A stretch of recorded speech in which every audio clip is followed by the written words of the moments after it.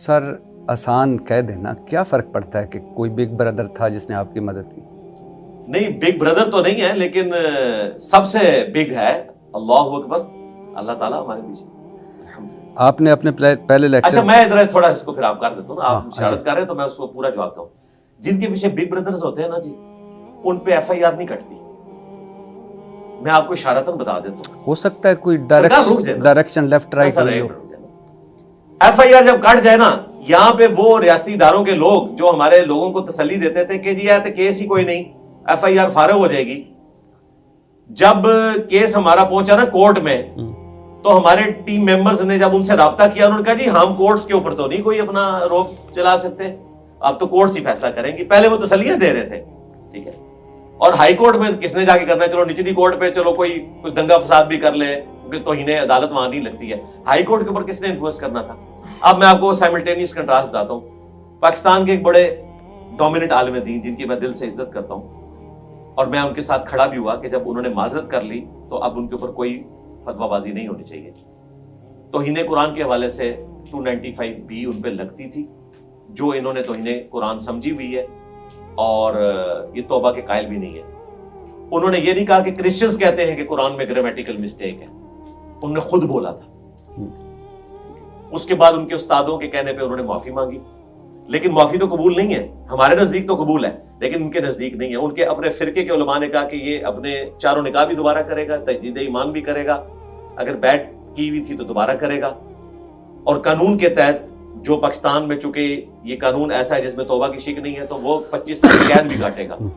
انہوں نے توبہ کی، میں نے ان کے حق میں ویڈیو بنائی، توبہ سے پہلے بھی بنا دی کہ عالم دین ہے، اس طریقے سے نہیں ہونا چاہیے۔ ان پہ پورے ملک میں کوئی ایف آئی آر نہیں کٹی۔ پاکستان کچھ دنوں بعد وہ آئے، حالانکہ ان کے محلے کا جو تھانہ تھا وہاں دھرنا دیا ہوا تھا اسی جماعت نے جو بین ہو چکی ہے، اس وقت وہ پوری پاور میں تھے، اور ان کے بڑے لیڈرز کے بیانات بھی آ گئے کہ اس پہ 295 بھی کٹوائیں گے، اور جو امی کی تشریح کی ہے اس میں وہ سی بھی ڈال رہے تھے، اے بھی ڈال رہے تھے، کوئی بھی نہیں کٹوا سکے۔ کیوں؟ وہ اس مدرسے میں ہے جس مدرسے میں جو کراچی کا کور کمانڈر ہے، جو بھی ہوتا ہے وہ جا کے وہاں تقریر کرتا ہے۔ اس وقت ہمارے جو سٹنگ چیف ہیں فیلڈ مارشل صاحب، یہ بھی اس مدرسے میں جا چکے ہیں، ان سے پہلے جو باجوہ صاحب تھے وہ بھی جا چکے ہیں۔ تو جن کے پیچھے بگ بردرز ہوتے ہیں نا، ان کے ساتھ پھر یہ معاملہ ہوتا ہے کہ ایف آئی آر نہیں کٹتی۔ ہاں ایف آئی آر کٹتی، یہ پوری ذلت ان کو کاٹنی پڑتی، تو پھر میں کہتا کہ ہاں ایسا معاملہ نہیں ہے۔ تو وہ پھر ان کے اوپر یہ کام، انہیں پتا ہے کہ جب ایف آئی آر کٹ جائے نا پھر ڈائنامکس ڈیفرنٹ ہوتی ہے، کیونکہ کورٹ سے تو ایف آئی آر فارغ ہوتی ہے، عوام سے کون فارغ کرے گا؟ آپ کو کس نے کہا کہ اب اگلی بات نہیں، آپ کو کس نے کہا کہ میں اس بگ بردر ان کو کہہ رہا ہوں؟ اچھا وہ نہیں، ویسے اس لیے کہ آپ جہاں بیٹھ کے بگ بردر کی ٹرم یوز کر رہے تھے نا ڈکی بھائی کے سامنے، تو وہاں پہ تو یہی تھا نا۔ اب اگر اس کا مطلب کوئی چینج ہو گیا ہے، آپ نے بھی کوئی نظراتی کونسل کی طرح آپ ڈیفینیشن بدلنی ہے تو ان کی تو بدل لیں۔ نہیں، بگ بردر تو کوئی بھی ہو سکتا ہے۔ اچھا چلے ٹھیک ہے، اچھا میں بات مکمل کر رہا ہوں۔ ہمارے ایک اسٹوڈنٹ ڈائریکٹر لیول کے، وہ پاکستان کے ایک ڈومیننٹ سٹی میں اس وقت ڈائریکٹر تھے، ان کے پاس کتنی اپلیکیشن گئی کہ 295 بی اور سی کاٹی جائے انہی عالم دین کے اوپر، توہین قرآن اور توہین رسالت میں۔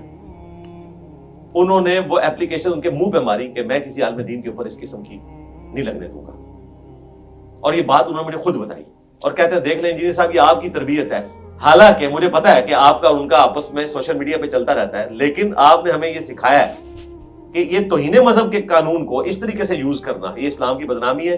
تو کہتے ہیں میں نے انٹرٹین نہیں کیا۔ اگر وہ انٹرٹین کر لیتے، میرے اسٹوڈنٹ بھی تھے، اور کوئی آپ قسم کے جذباتی اسٹوڈنٹ ہوتے ہیں جو کہتے ہیں جی ان سانوں بھی موقع ملے ہے، آپ سے مراد ہے مطلب جس طرح آپ مجھے کہہ رہے ہیں نا کہ ہمارے پاس 30-40 لوگ ہونے چاہیے، تو میرے پاس تو NCCIA میں بھی بہت سارے اسٹوڈنٹس موجود ہیں، کچھ بھی وہ کر سکتے تھے، وہ کاٹتے نا پھر وہ بیلے لیتے پھرتے، پھر کچھ نہیں تھا کسی نے کاٹ سکنا۔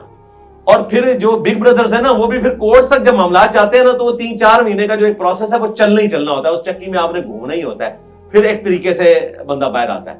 لہٰذا بگ بردرز ان کے ساتھ ہوتے ہیں جن کے اوپر ایف آئی آر کٹتی ہی نہیں ہے۔